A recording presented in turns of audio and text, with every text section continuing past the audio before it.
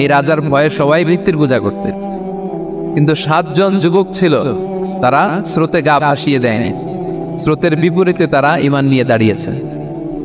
তারা ঈসা আলাইহিস সালামের রেখে যাওয়া সত্য ধর্মের উপর ঈমান এনেছেন, আখিরাতে তারা বিশ্বাস করছে। এই 7 জন যুবকের কথা ছড়াতে ছড়াতে রাজা দাকিয়ানুসের কাছে চলে যায়। উনি তো রেগে মেগে ডেকে পাঠালো 7 জনকে। তাদেরকে জিজ্ঞেস করলো, তোমরা কাকে মানো? বলতেছে এক আল্লাহকে মানি। সাহসী, খুবই সাহসী। বলতেছে তুমি কি জানো তোমরা কার সামনে কথা বলতেছো? আমি তোমাদেরকে মৃত্যুদণ্ড দিতে পারি। তারা বলে দেন, কিন্তু আমরা সব বিসর্জন দিলেও ঈমান বিসর্জন দিতে পারবো না। যুবকরা চাইলে একটা সমাজকে পাল্টে দিতে পারে। এই পৃথিবীতে যত বড় বড় বিপ্লব হয়েছে এগুলো যুবকরাই এনেছে। তারা হচ্ছে সভ্যতা গড়ার কারিগর। আসহাবে কাহাফ আমাদের এই সময়ের নওজওয়ানদের জন্য প্রেরণা। তারা আমাদের জন্য প্রেরণার বাতিঘর। তারা যেমনি ঈমানকে রক্ষা করেছে, আমাদের যুবকরা চাইলেও তাদের ঈমানি চেতনাতে স্পিরিট দিয়ে সমাজটাকে পাল্টে দিতে পারে। কি বলেন?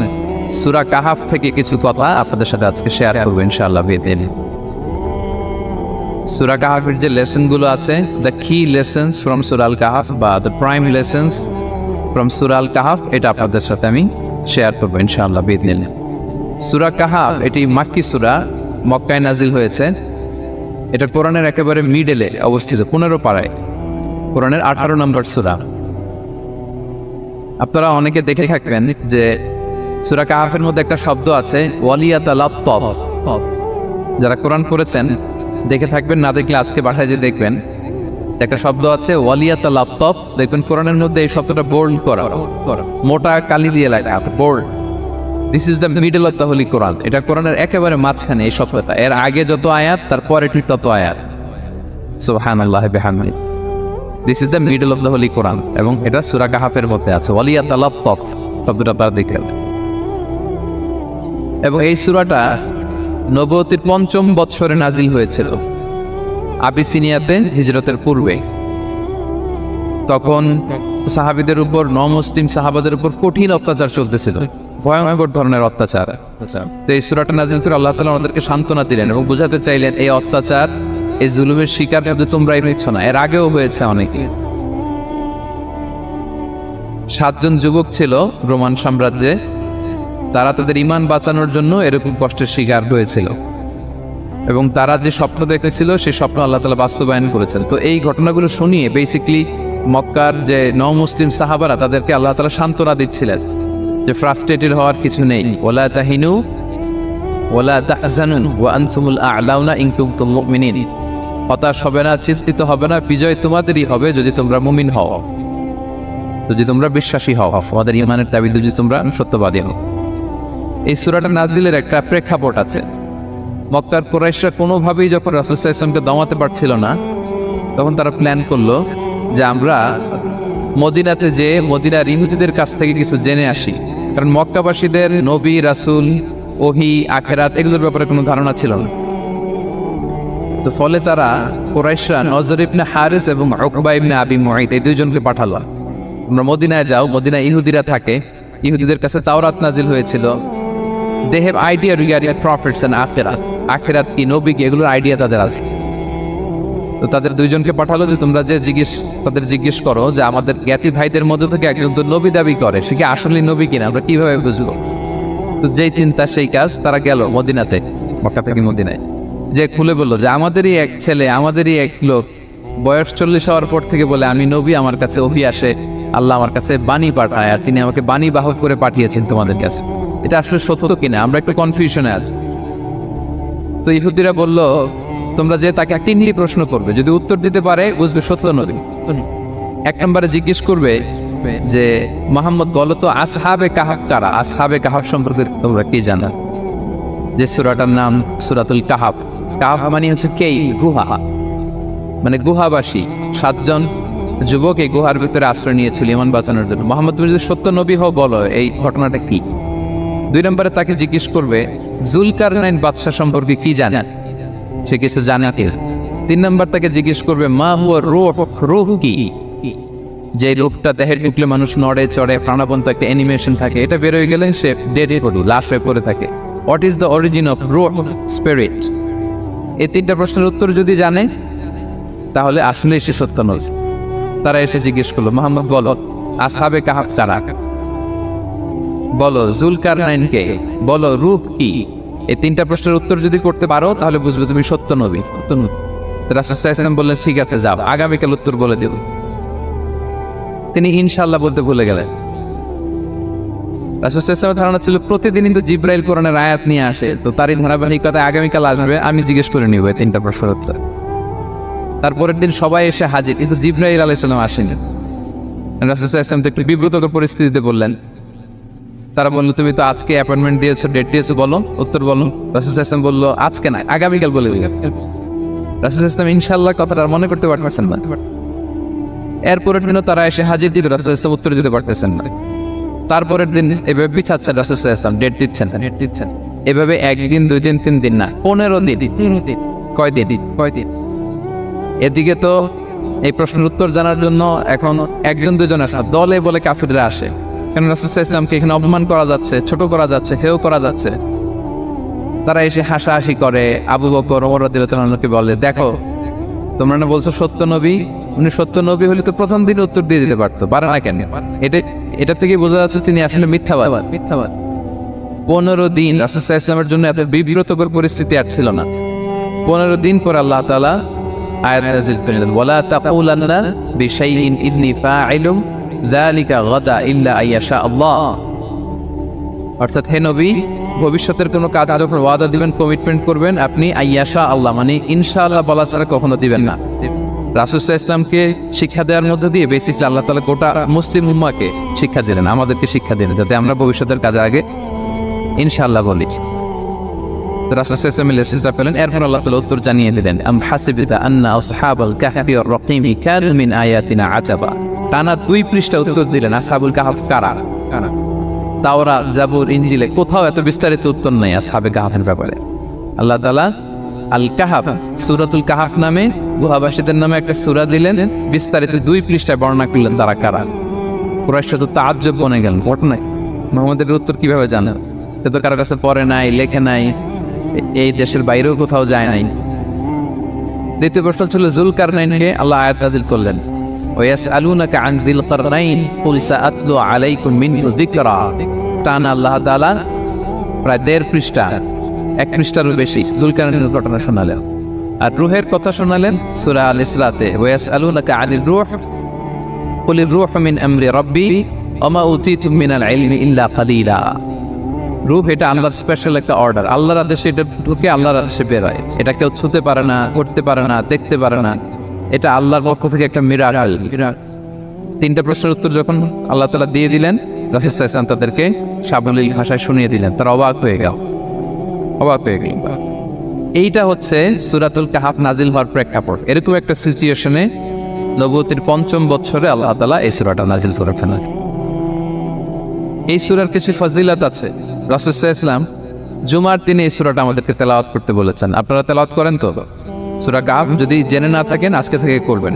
রাসূল সাল্লাল্লাহু আলাইহি ওয়াসাল্লাম বলেছেন যে জুমার দিনে যে এই সূরা কাহাফ তেলাওয়াত করবে, মান ক্বারা সূরাতাল কাহফি ফি ইয়াউমিল জুমআতি আদাআ লাহু মিনান নূরি মা বাইনাল জুমআতাইন। 2 জুমার মাঝখানে আল্লাহ তাআলা এই জুমার সময়টাকে তার জন্য আলোকিত করে দেয়। কি করে দেয়? আলোকিত করে দেয়। একটা নূর তার জন্য সেট করে, এই নূর তাকে হেদায়েতের পথে অবশিষ্ট রাখে। এটা হচ্ছে একটা। তাহলে জুমার দিন আমরা সূরা কাহাফ তেলাওয়াত করব মনে করি, এটা সুন্নাহ। জুমার দিনের সুন্নাহগুলোর মধ্যে থেকে একটা সুন্নাহ হচ্ছে সূরা কাহাফ তেলাওয়াত করা। আবার আরেকটা হাদিসে রাসূল সাল্লাল্লাহু আলাইহি ওয়াসাল্লাম বলেছেন, মান হাফিযা 10 আয়াতিন মিন আউয়ালি সূরাতিল কাহফি উসিমা মিন ফিতনাতিদ দাজ্জাল। যে ব্যক্তি সূরা কাহাফের প্রথম 10 আয়াত মুখস্থ করবে সে দাজ্জালের ফিতনা থেকে মুক্তি পাবে। দাজ্জালের নাম তো আপনারা শুনেছেন, ভয়ঙ্কর ডেঞ্জারাস একটা ক্যারেক্টার। পৃথিবীর শুরু থেকে শেষ পর্যন্ত এর চেয়ে বড় ফিতনা আসেনি, আসবেও না। দাজ্জালের ফিতনা, সে তার এক চোখ থাকবে, আরেক চোখ এরকম বন্ধ থাকবে, এখানে লেখা থাকবে কাফারা। কোনোভাবেই তাকে দমানো যাবে না, হত্যা করা যাবে না। আল্লাহ নবী ঈসা আলাইহিস সালাম তাকে হত্যা করবেন। তো যে ব্যক্তি সূরা কাহাফ তেলাওয়াত করবে, সূরা কাহাফের প্রথম 10 আয়াত বিশেষ করে মুখস্থ রাখবে, আল্লাহ তাআলা উসিমা মিন ফিতনাতিদ দাজ্জাল, দাজ্জালের ফিতনা থেকে তাকে বাঁচাবেন। তা আমরা দাজ্জালের ফিতনা থেকে বাঁচতে চাই কি চাই না? আমরা যেন সূরা কাহাফের প্রথম 10 আয়াত মুখস্থ করি। সূরা কাহাফ যেন জুমার দিন আমরা তেলাওয়াত করি। So now the question arises, what is the relationship of Suratul Kahf with Dajjal? দাজ্জালের সাথে সূরা কাহাফের রিলেশনটার কারণ কি? একটা মেকানিজম তো এখানে আছে। এত সূরা থাকতে রাসূল সাল্লাল্লাহু আলাইহি ওয়াসাল্লাম কেন বললেন যে সূরা কাহাফ পড়লে দাজ্জালের ফিতনা থেকে বাঁচবে? কারণ কি? এর কারণ হচ্ছে দাজ্জাল আমাদেরকে যে সমস্ত জিনিস দিয়ে ফিতনায় ফেলবে, ওই ফিতনাগুলোর সলিউশন আল্লাহ তাআলা সূরা কাহাফের ভিতরে রেখে দিয়েছেন। দাজ্জাল 4টা জিনিস দিয়ে আমাদেরকে ফিতনায় ফেলবে। That's a trial of faith. এক নাম্বার, ঈমানের পরীক্ষা সে আমাদেরকে ফেলবে, আমাদের বিশ্বাস নিয়ে ছিনিমিনি খেলবে সে। এটার সলিউশন আছে সূরা কাহাফ, আমি বলবো আস্তে আস্তে। 2 নম্বরে দাজ্জাল আমাদেরকে ফিতনায় ফেলবে, দ্য ট্রায়াল অফ ওয়েলথ, সম্পদ দিয়ে সে আমাদেরকে ফিতনায় ফেলবে। 3 নম্বর, দ্য ট্রায়াল অফ নলেজ, জ্ঞান দিয়ে সে আমাদেরকে ফিতনায় ফেলবে। 4 নম্বর, দ্য ট্রায়াল অফ পাওয়ার, ক্ষমতা দিয়ে সে আমাদেরকে ফিতনায় ফেলবে। দাজ্জাল 4টা জিনিস দিয়ে আমাদেরকে পরীক্ষায় ফেলবে। কয়টা?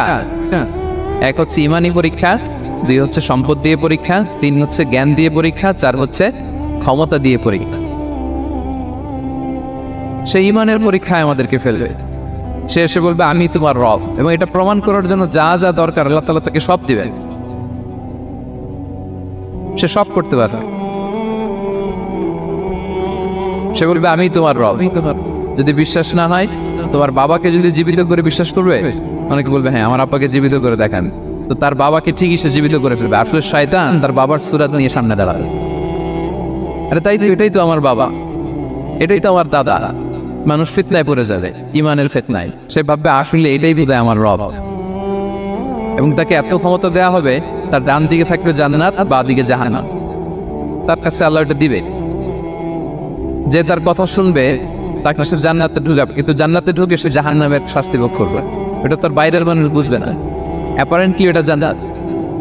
আর যে তাকে মানবে না, তাকে সে জাহান্নামে ফেলবে, কিন্তু জাহান্নামে ঢুকলেও সে জান্নাতের নাজ নেওয়ার ভোগ করবে। তাহলে এই যে ইমানের ফিতনায় সে ফেলে দিবে আমাদেরকে। তো ইমান কি করে বাঁচাবো, এটা সলিউশন আমি শোনাবো আপনাকে। 2 নম্বরে সে আমাদেরকে সম্পদ দিয়ে ফিতনায় ফেলবে। যার যা লাগবে সে তাই দিতে পারবে, যা লাগবে। সে যদি আকাশকে বলে আকাশ বৃষ্টি দাও, যাকে তারা মানবে ওই এলাকায় বৃষ্টি হবে, সুজলা সুফলা শস্য শ্যামলা হবে, সে সমস্ত এলাকা ফল মূলে ভর্তি হবে, বরকত আর বরকত। আর যে এলাকার লোকেরা, জনপদের লোকেরা তাকে মানবে না, সে বলবে ওখানে বৃষ্টি হবে না, হবে ওখানে খরা, দুর্ভিক্ষ, মাটি ফেটে চলছে, মানুষ না খেয়ে মহামারী, দুর্ভিক্ষ দেখা দেবে। তখন বিশ্ববাসী মনে করবে এটাই বোধহয় আমাদের রব। তার মানে সম্পদ দিয়ে ফিতনায় ফেলে দিবে। 3 নম্বর হচ্ছে নলেজ, তার জ্ঞানের কাছে গোটা বিশ্ব হার মানুষ। পূর্বের পরের যত জ্ঞান আছে সব আল্লাহ তাকে দিবে। ইলমুল আউয়ালিন ওয়াল আখিরিন, এমন কোনো প্রশ্ন নেই যেটা দিয়ে তাকে আটকানো যায়। যাই জিজ্ঞেস করবেন সব জানতা, সব বলে দেয়। ভবিষ্যৎবাণী বলে দিবে, বলবে আগামীকাল ওইখানে অমুক দেশে বোমা বিস্ফোরণ হবে ওইখানে, ওখানে দুর্ভিক্ষ হবে, ভূমিকম্প হবে। সে যা বলবে তাই নাই। তার জ্ঞানের এই বহর দেখে মানুষ ফিতনায় পড়ে যায়। 4 নম্বর হচ্ছে দ্য ট্রায়াল অফ পাওয়ার, ক্ষমতা। তার ক্ষমতার সামনে সব কিছু একেবারে ছিন্ন বিচ্ছিন্ন হয়ে যাবে, এত ক্ষমতা হবে তার। সে যেমনটি বলবে তেমনটি ঠিক করবে। বাতাসের সে দ্রুত বেগে সে এক দেশ থেকে আরেক দেশে চলে যাবে। তো তার এই সমস্ত অলৌকিক ক্ষমতা দেখে মানুষ ফিতনায় পড়ে যাবে। এবং এই ফিতনা, এই পরীক্ষার মুহূর্তগুলোতে মানুষ কিভাবে নিজেকে ধরে রাখবে তার সলিউশন আল্লাহ তাআলা সূরা কাহফে দিয়েছে। এই 4টা ফিতনা থেকে বাঁচার জন্য আল্লাহ সূরা কাহফে 4টা ঘটনা উল্লেখ করেছে। কয়টা? 1 নম্বর হচ্ছে আসহাবে কাহফ, যুবকদের ঘটনা, 7 যুবকদের ঘটনা। ইমান কি করে বাঁচাবেন, সলিউশন ওখানে। সম্পদের ফিতনা থেকে কিভাবে নিজেকে বাঁচাবেন, এজন্য একজন বাগানওয়ালার ঘটনা আল্লাহ শেখান। জ্ঞানের ফিতনা থেকে কি করে বাঁচবেন, এজন্য আল্লাহ তাআলা মুসা আলাইহিস সালাম এবং খিজির আলাইহিস সালামের ঘটনা সেখানে উল্লেখ করেছেন। আর ক্ষমতার ফিতনা থেকে কি করে বাঁচবেন এটা বোঝানোর জন্য আল্লাহ তাআলা যুলকারনাইনের ঘটনা উল্লেখ করেছেন। 4টা ফিতনা থেকে বাঁচার জন্য কয়টা ঘটনা? 4টা ঘটনা। আমরা তাহলে একটা একটা করে ঘটনা শুনি, আমরা একটু উদ্ধার করার চেষ্টা করি যে কি কি সলিউশন আল্লাহ তাআলা আমাদের বাতান দিলেন। 1 নম্বরে হচ্ছে আসহাবে কাহফের ঘটনা। এটা 250 খ্রিস্টাব্দের সময়কালে রোমান সাম্রাজ্যের একজন বাদশা ছিল, নাম দাকিয়ানিয়াস। প্রতাপশালী বাদশা, পৌত্তলিক, মূর্তির পূজা করে। ঈসা আলাইহিস সালাম বিদায় নিয়েছেন 200-250 বছর হলো। তো সব নবীর ধর্মই কিন্তু ইসলাম, যদিও আমরা নাসারা বলি, ইয়াহুদি বলি, সব নবীদের ধর্মই কি ইসলাম। তো তিনি ছিলেন পৌত্তলিক, মূর্তির পূজা করত। আর তার এলাকায় কেউ যদি ঈসা আলাইহিস সালামের নাম নিত, আখিরাতে বিশ্বাস করত, আল্লাহ বিশ্বাস করত, তাদেরকে তারা পাথর মেরে হত্যা করত। এজন্য ভয়ে কেউ ঈসাই ধর্মে ঈমান আনত না, মানে ইসলামে ঈমান আনত না। এই রাজার ভয়ে সবাই মৃত্যুর পূজা করতেন। কিন্তু 7 জন যুবক ছিল, তারা স্রোতে গা ভাসিয়ে দেয়নি, স্রোতের বিপরীতে তারা ঈমান নিয়ে দাঁড়িয়েছে। তারা ঈসা আলাইহিস সালামের রেখে যাওয়া সত্য ধর্মের উপর ঈমান এনেছে, আখিরাতে তারা বিশ্বাস করত।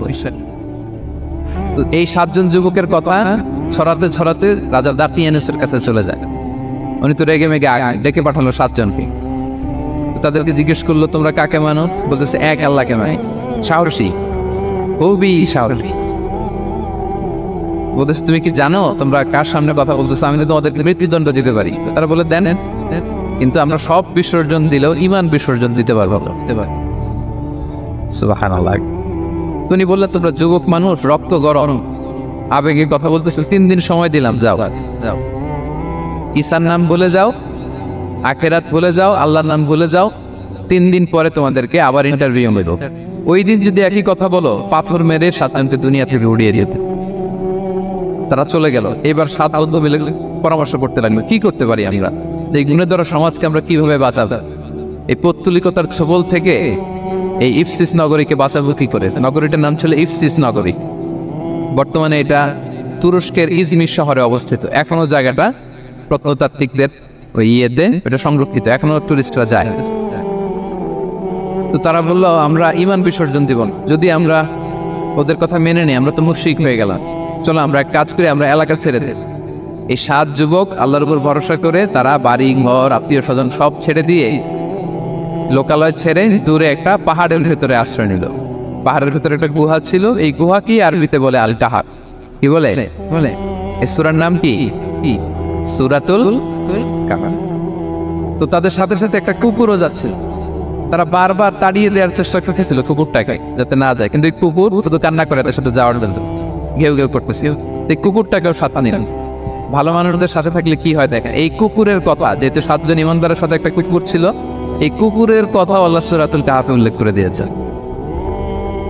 কালবুহুম বাসিতুন যিরাআইহি বিল ওয়াসি। তো তারা ভিতরে গেল, যে প্রচন্ড ক্লান্ত, তারা ঘুমিয়ে পড়ল। কি করলো? এই এক ঘুমে আল্লাহ 309 বছর কাটাই দিলেন। 509 বছর, 9 বছর গম প্রচন্ড গম যেন আর কাটা না। 309 বছর পরে এরা জাগলো। এখন খুব ক্ষুধা, ঘুমে আর ওর ভাঙতেছে। আর একজন একটা জিজ্ঞেস করতেছে, কি লম্বা সময় ঘুম দিলাম বোধহয় আমরা? একজন বলতেছে, হ্যাঁ, মানুষ সারাদিনই ঘুমাইছে আমরা। আরেকজন বলতেছে, না সারাদিন না, দিনের কিছু অংশ হয়তো ঘুমাইছি। আসলে কয় বছর ঘুমাইছে? 309 বছর। তো এদিকে সভ্যতার তো চেঞ্জ। এখানে ওই দাকিয়ানুস মরে, এর ছেলে মরে, এর নাতি মরে, পুতি মরে, এখন 6ষ্ঠ নম্বর রাজা আসছেন। প্রজন্মের পর প্রজন্ম তো শেষ। 309 বছর কমপক্ষে 4-5 জেনারেশন চেঞ্জ হবে। তো জেনারেশন চেঞ্জ হয়ে, এলাকা চেঞ্জ হয়ে, তারা যে স্বপ্ন দেখেছিল এই ইফসিস নগরীতে কালিমার পতাকা উঠবে, তাদের স্বপ্ন আল্লাহ বাস্তবায়ন করেছে। 309 বছরের ব্যবধানে এই এলাকার সবাই মুসলিম হয়ে গেছে। আল্লাহ চাইছিলেন ওদেরকে দেখাবে এটা, যে স্বপ্নটা যে বাস্তবায়ন হয়েছে এটা দেখাবে। তো ঘুম থেকে উঠছে, একজনকে তারা বললো যে লুকায় লুকায় চাদর মুড়ি দিয়ে কিছু রুটি নিয়ে আসো বাজার থেকে, যাতে তোমাকে না চিনে। চাদর মুড়ি দিয়ে যাও। কিছু পয়সা ছিল, মুদ্রা দিয়ে দিস। তো সে যে যখন দোকানদারের কাছ থেকে রুটি নিয়েছে আর মুদ্রা দিছে, দোকানদার বলে, এই মুদ্রা থেকে আসে না। 309 বছর আগে মালয়েশিয়াতে রিঙ্গিট ছিল কিনা জানি না, যেভাবে ওরা ট্রানজাকশন করতে পারে, যেটা ছিল ওইটা যদি এখন কেউ দেয়, রাজধানী বিলাসে খাবার পাওয়া যাবে? হ্যাঁ। তো রুটিওয়ালা বলে, তুমি বর্তমান সময়ের মুদ্রা দাও, এটা দিচ্ছ কেন? বলতেছে, এটা তো বর্তমান সময়ের মুদ্রা। বলতেছে, এই যে মুদ্রার মধ্যে দেখো কোন সালের সিল দেওয়া, এটা তো শত শত বছর আগে। বলতেছে, কি বলে শত বছর আগে? আমি তো আজকে সকালেই বাজার করলাম, ওই বাজার করে যে টাকা কিনেছিল ওইটাই তো পকেটে।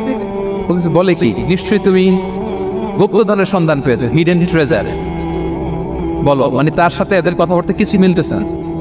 পরে তাকে ধরে ওই সময়কার রাজার কাছে নিয়ে গেছে। ওই রাজা আবার মুসলিম, সবাই মুসলিম সবাই।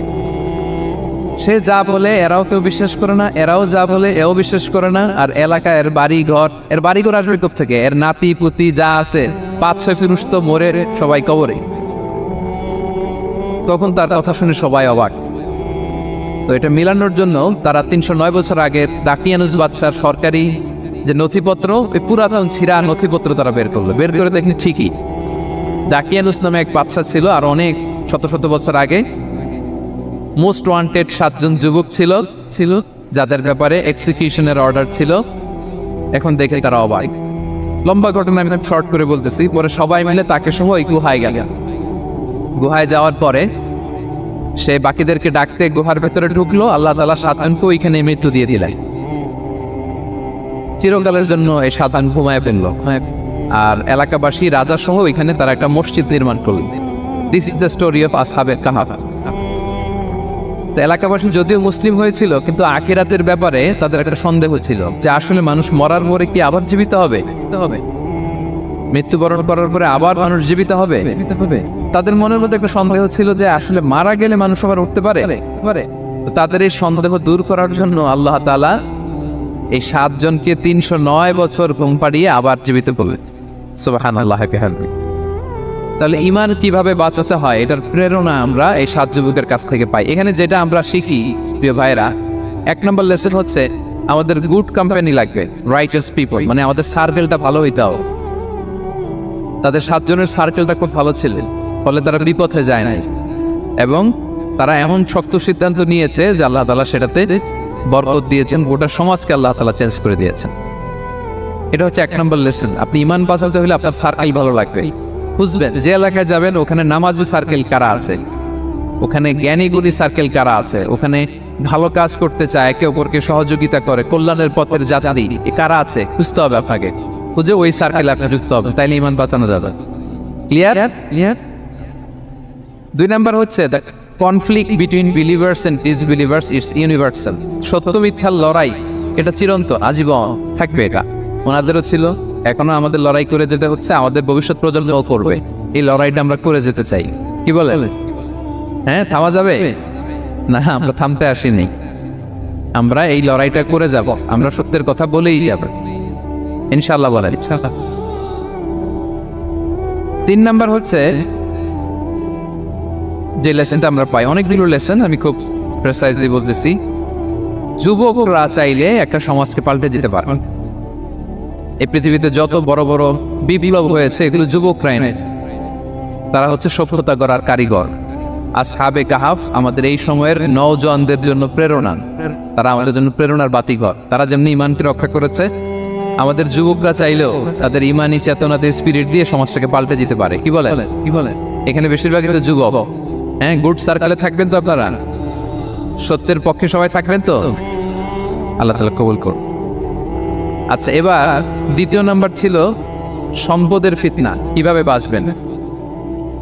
আসহাবে কাহাফের পরে সূরা কাহাফে আল্লাহ তাআলা একজন বাগানওয়ালার ঘটনা বলেছে। 2 জন বন্ধু, একজন একটু গরিব, সে বিশ্বাসী, আরেকজন ধনী, সে অবিশ্বাসী।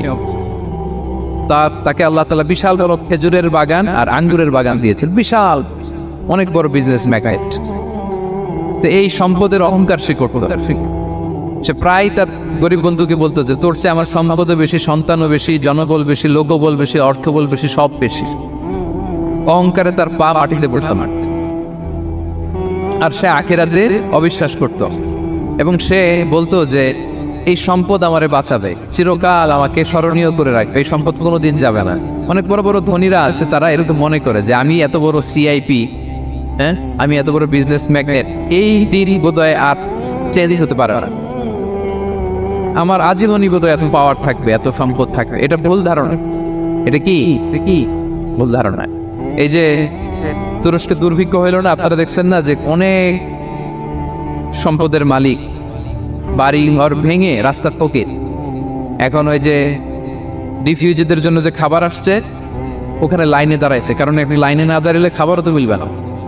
1000 কোটি টাকার মালিক ছিল, ভেঙে চুরে সব শেষ। এখন রিলিফের ইয়ে নেওয়ার জন্য দুস্থদের কাতারে ওখানে দাঁড়াইছে, কারণ দাঁড়াইলেই কিছু খাবার পাওয়া যাবে, খিচুড়ি পাওয়া যাবে, তা নাহলে তো খাবারটাও মিলবে না। এই যে বঙ্গবাজারে আগুন লাগলো আমাদের বাংলাদেশে, 20টা-25টা দোকান ছিল অনেকের যাদের অন্যান্য বিজনেস আছে তারা হয়তো সার্ভাইভ করতে পারতেছে, কিন্তু এমন অনেক ব্যবসায়ী ছিল সব শেষ, জ্বলে পুড়ে তার টাকা পয়সা পুঁজি স্বপ্ন সব শেষ। তো ধনীকে গরিব বানাতে আল্লাহর 1 সেকেন্ডও লাগে। ওই বিশাল প্রাসাদ থেকে টেনে ভাঙ্গা থালা হাতে দিয়ে রাস্তায় নামাইতে আল্লাহর কয় সেকেন্ড লাগে বলেন তো? 1 সেকেন্ডও লাগে না। সো এই লেসনটা কিন্তু আমাদের নিতে হবে। এবং ওই ব্যক্তির নসিবে তাই উঠেছিল, সে যখন অহংকার করতেছিল আল্লাহ তাআলা আকাশ থেকে ফুসবান একটা আগুন পাঠালো। ওই আগুন এসে তার আঙ্গুরের বাগান, তার খেজুরের বাগান, বিশাল মাইলকে মাইল এই বাগান জ্বালিয়ে পুরে মুহূর্তের মধ্যে সারকার হয়েছে। এবং মুহূর্তের মধ্যে সে পথের ভিখারি, ফকির। এই ঘটনাটা এনে আল্লাহ তাআলা সম্পদশালীদেরকে রিমাইন্ডার দিলেন যে এই সম্পদের ফিতনায় তোমরা পড়ে যেও না। আমরা সম্পদশালী হলে বাস্তবতা অনেক সময় ভুলে যাই। সূরাতুল হুমাযাতে আল্লাহ তাআলা বলেন ইয়াহসাবু আন্না মালাহু আখলাদা, সম্পদশালীরা মনে করে এই সম্পদ আমাকে চিরকাল বাঁচিয়ে রাখবে, চিরকাল বোধহয় এই সম্পদ আমার হাতে থাকবে। না, এটা হাতের ময়লা, আজ আছে কাল নাই, যে কোনো সময় চলে যেতে পারে। এটা হচ্ছে ম্যাটেরিয়ালিস্টিক আউটলুক, বস্তুবাদী চিন্তা থেকে এই আমাদের ধনী ভাইদের এই সমস্যাটা হয়। ভোগবাদী চিন্তার প্রভাব আর কি। সম্পদ যখন হাতে থাকে ধরাকে সরাজ্ঞান করে, মনে করে যে সবই আমার কন্ট্রোলে। না, আপনারে ওই গরিবের কাতারে আনতে, ওই রিলিফের সম্পদ নেওয়ার জন্য ওই লাইনে দাঁড় করাইতে আল্লাহর 1 সেকেন্ডও লাগে না। এটা খেয়াল রাখতে হবে। আমরা যখন প্রাইভেট কারে চড়ি মাঝে মাঝে অনেকে এসে হাত পাতে, এদেরকে ছোট করা যাবে না। গল্পটা আল্লাহ ভিন্ন করতে আল্লাহর 1 সেকেন্ডও লাগে। ওইদিকে আমি দাঁড়ায় হাত পাততাম আর উনি প্রাইভেট কারে বসে থাকতো। আল্লাহ চাইলে করতে পারতেন না? পারতেন। তো এখান থেকে আমাদের জন্য শিক্ষা হচ্ছে সম্পদ এটা ক্ষণস্থায়ী, আজ আছে কাল নাই। এটা ক্ষণস্থায়ী, এটাকে এভারলাস্টিং মনে করা যাবে না। এভারলাস্টিং হচ্ছে আখিরাত। ওয়ালাল আখিরাতু খায়রুল লাকা মিনাল উলা, আখিরাত তোমার জন্য দুনিয়ার চেয়ে শ্রেষ্ঠ। এবং আল্লাহ তাআলা দৃষ্টান্ত একটা দিয়েছেন যে দুনিয়ার জীবনটা হচ্ছে কামা, ওই পানির মতো যেটা আনজালনাহু মিনাস সামা, আকাশ থেকে নাজিল করেছি। ওই পানি ক্ষেতের মধ্যে পড়ে ফুল ফসল হয়েছে। এরপরে যখন ফসল কাটা হয় ওই ক্ষেত খামার এগুলো তৃণলতা হয়ে যায়, ভুসির মতো হয়ে যায়। তখন বাতাসের ঝাপটায় একবার এদিকে যায় একবার ওদিকে যায়। অনেক লম্বা উপমা, আমি সংক্ষেপে বললাম। তো শেষ আউটপুটটা হচ্ছে এটা, সম্পদ এটা মুহূর্তেই চলে যেতে পারে। সম্পদ উপার্জন জায়েজ আছে, মুসলিমরা সম্পদ উপার্জন করতে পারবে, কোনো অসুবিধা নাই। আপনি যদি ধনী হন এটা ভালো, ফলে আপনি যাকাত দিতে পারবেন, অসহায় দুস্থদের সহায়তা করতে পারবেন, কন্ট্রিবিউট করতে পারবেন।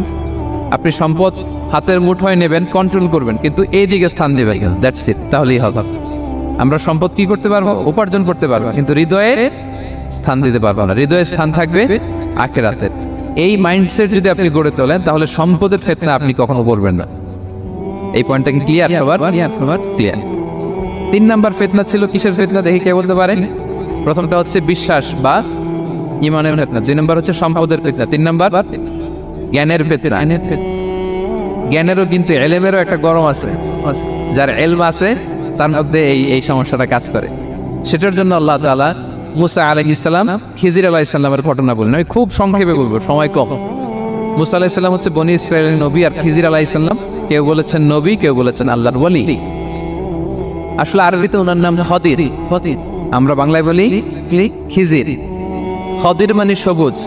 উনি যে কোনো জায়গায় বসলে ওখানে মরা গাছ লতা পাতা এগুলি সবুজ হয়ে যায়। অনুর্বর এলাকার উপর দিয়ে হেঁটে গেলে ওটা উর্বর হয়ে যায়। তো মুসা আলাইহিস সালাম একবার ওয়াজ করতেছেন এইভাবে বনি ইসরাইলের সামনে, খুতবা দিচ্ছেন। হঠাৎ এক লোক দাঁড়ায় বলে, ইয়া নবী আল্লাহ, মান আ'লামু ফিল আরদ, বর্তমান পৃথিবীতে সবচেয়ে জ্ঞানী কে? মুসা আলাইহিস সালাম বলেন, ফাকালা আনা, আমি। কি বললেন? উনি আসলে ভুল কিছু বলেন নাই, কারণ প্রত্যেক জামানার নবীকেই আল্লাহ তাআলা সবচেয়ে বেশি জ্ঞান দিয়ে পাঠান, কারণ তার কাছে ওহীর জ্ঞান আসে, অদৃশ্যের খবর আসে, গায়েব আসে। কিন্তু এই উত্তরটা আল্লাহ তাআলার পছন্দ হয়নি।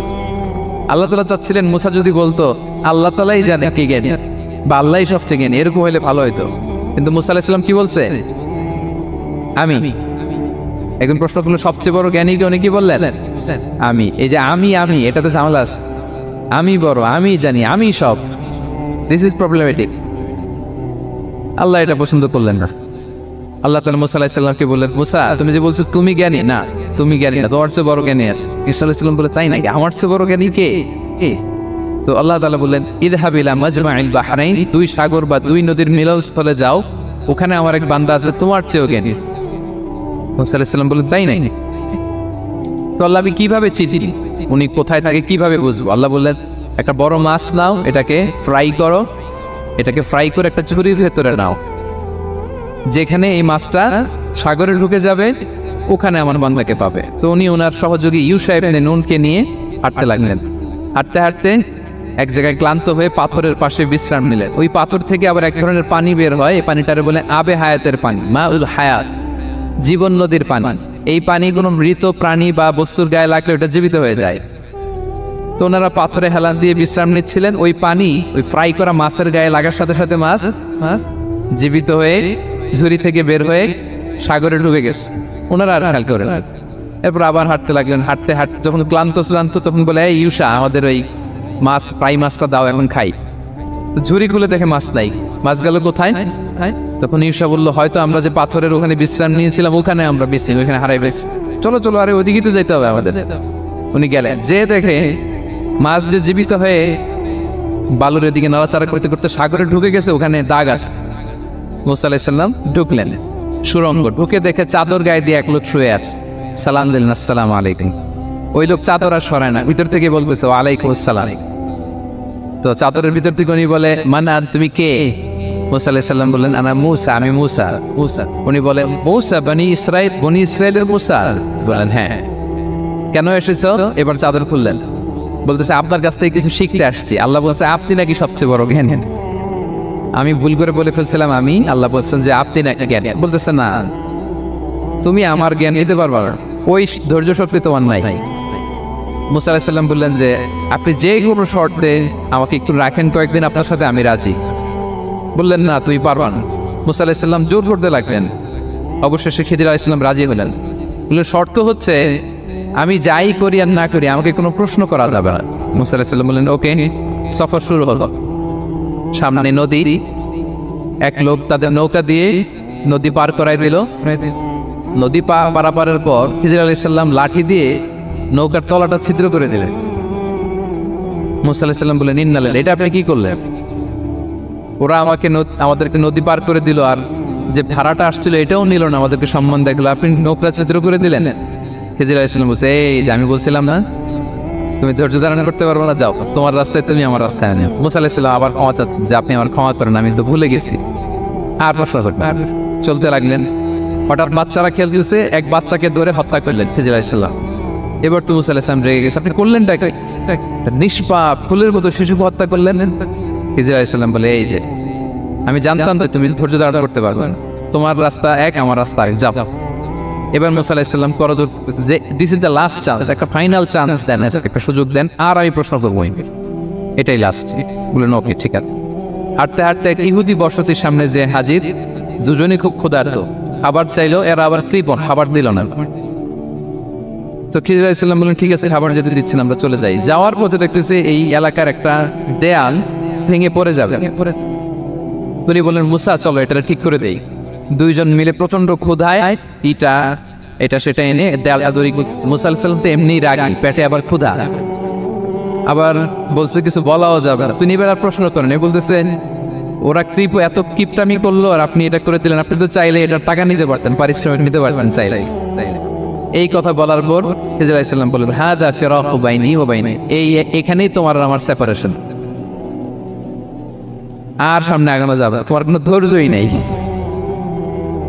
তো এতটুকু তোমাকে আমি বলি যে আমি একটাও আল্লাহর আদেশ ছাড়া করি নাই, আল্লাহর আদেশে আমি করেছি। কি এক নম্বর হচ্ছে ওই যে আমাদের ভাড়া নিতে চাইলো না, আমাদেরকে পার করে দিল, নৌকাটা ছিদ্র করেছি কারণ এই এলাকায় একজন জালিম বাদশা আছে, সে নৌকা পেলেই গরিব মাঝিদের নৌকা সৃষ্টি করে নিয়ে যায়।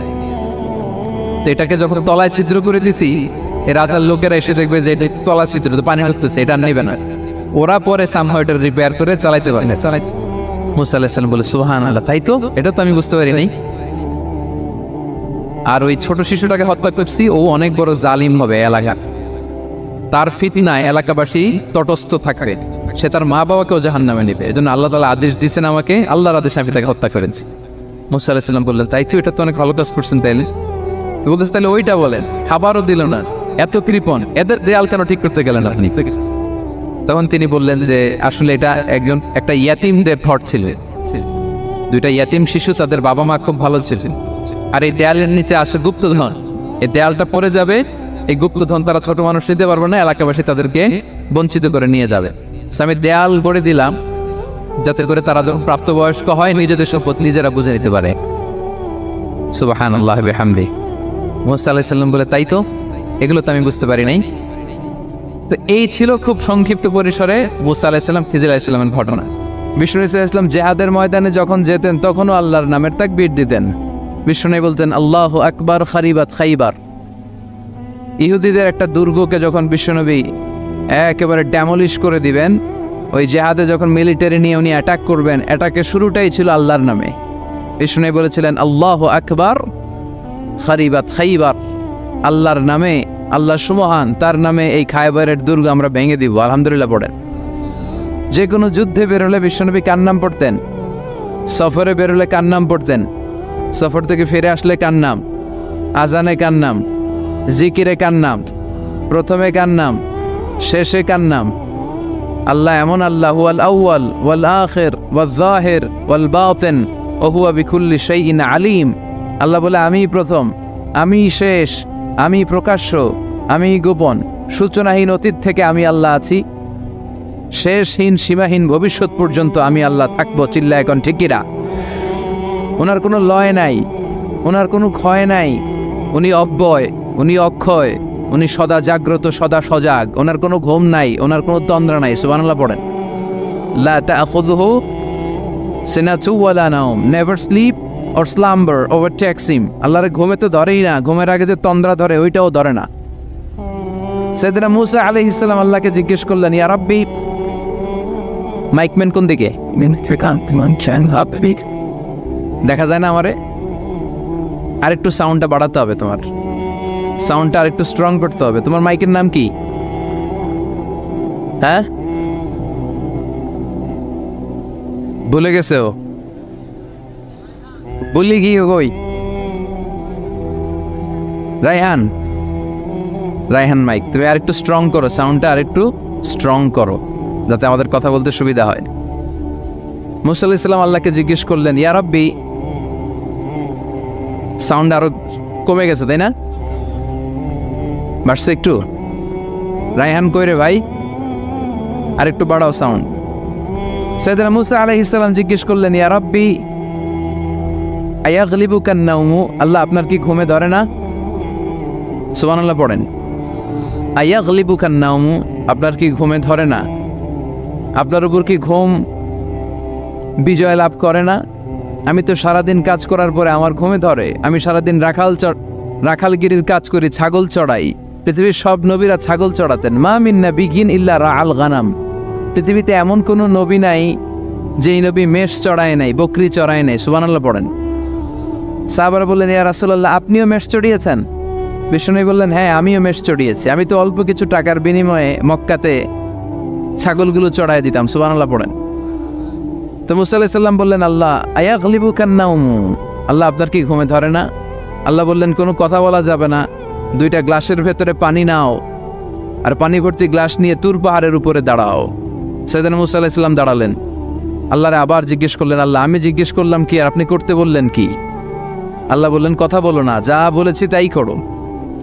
আল্লাহর সাথে বেশি কথা চলে না, তিনি সব রাজার বড় রাজা, মহারাজা। চিল্লা এখন ঠিক কিরা? তো মুসা আলাইহিস সালাম কিছু বলতে পারে না, পানি নিয়ে দাঁড়িয়ে রইলেন। মুসা আলাইহিস সালামকে আল্লাহ বললেন, তুমি দাঁড়িয়ে থাকো। আর ঘুম রে বললেন, ঘুম তুই মুসারে ধর। ঘুম যে এবার সাইয়েদনা মুসা আলাইহিস সালামকে ধরেছে, উনি ঘুমের ধাক্কায় আর থাকতে পারে না, একবার ডানে যায় আর একবার বায়ে যায়। ঘুমের ধাক্কায় হঠাৎ করে কাত হয়ে পড়ে যায় আর গ্লাসগুলো মাটিতে পড়ে খান খান হয়ে ভেঙে যায়। আল্লাহ ডেকে বললেন, মুসা বেশি কিছু হেফাজতের তো দায়িত্ব দেয় নাই, শুধু দুইটা গ্লাস হেফাজতের দায়িত্ব দিয়েছে। ঘুমের কারণে এগুলোর হেফাজত করতে পারো নাই, ভেঙে খান খান হয়ে গিয়েছে। আমি যদি তোমাদের মতো ঘুমিয়ে যেতাম তাহলে পৃথিবীর সাথে সূর্য লেগে, সূর্যের সাথে চন্দ্র লেগে গোটা মহাবিশ্বটা এভাবে গ্লাসের টুকরার মতো খান খান হয়ে যেত রে মুসা। এজন্য লা তাখুযুহু সিনাতুন ওয়ালা নাওম, আমার ঘুমেও ধরে না, ঘুমের আগে যে তন্দ্রা আসে ওইটাও ধরে না। Never sleep or slumber overtakes him, আল্লাহর ঘুমও নাই, তন্দ্রাও নাই। সুবহানাল্লাহ পড়েন। এজন্য ওই আল্লাহর জিকির বেশি বেশি করার দরকার আছে না নাই? দুদিনের দুনিয়া, অল্প কয়েকটা বছরের ব্যবধানেই তোমার চুল পাকতে শুরু করবে, তোমার এই রক্ত গরম শরীরটাও ঠান্ডা হয়ে যাবে, তোমার আশেপাশে আর কেউ ঘুরবে না, কেউ তোমারে ডাকবে না, কেউ তোমারে গুনবে না। চিল্লায় বলেন ঠিক কি না? এজন্য কিয়ামতের দিন বিশ্বনবী বলেন, বনি আদম 5টা প্রশ্নের উত্তর না দিয়ে কেউ পা নাড়াতে পারবে না। এর মধ্যে একটা প্রশ্ন হলো, যৌবন বয়সটা তুমি কেমন কাজে লাগিয়েছো? যৌবন বয়সে কি ইসলামের পক্ষে স্লোগান দিয়েছো, নাকি আমার বামপন্থীদের দলে গিয়েছো? ঠিক না? যৌবন বয়সে কি তাফসির মাহফিলে গিয়েছো, নাকি মমতাজের গানের কনসার্টে গিয়েছো? যৌবন অবস্থায় তুমি কি কোরআনের অর্থ পড়েছো, ইসলামী সাহিত্য পড়েছো, নাকি চটি বই পড়েছো? ঠিক কিনা? পাই টু পাই কিয়ামতের দিন জিজ্ঞেস করবে কে? চিল্লায় বলেন কে?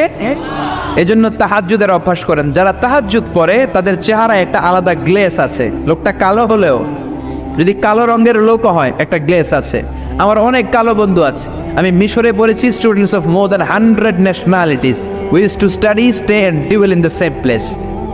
100টারও বেশি দেশের ছাত্র থাকতাম। আমার অনেক আফ্রিকান বন্ধু ছিল, কুচকুচে কালো, তেল তেলে, কিন্তু কালো হলেও চেহারা একটা সৌন্দর্য আছে না নাই? এজন্য কালো মানুষও যদি তাহাজ্জুদ পড়ে চেহারায় নূর বাড়িয়ে দিবে কে?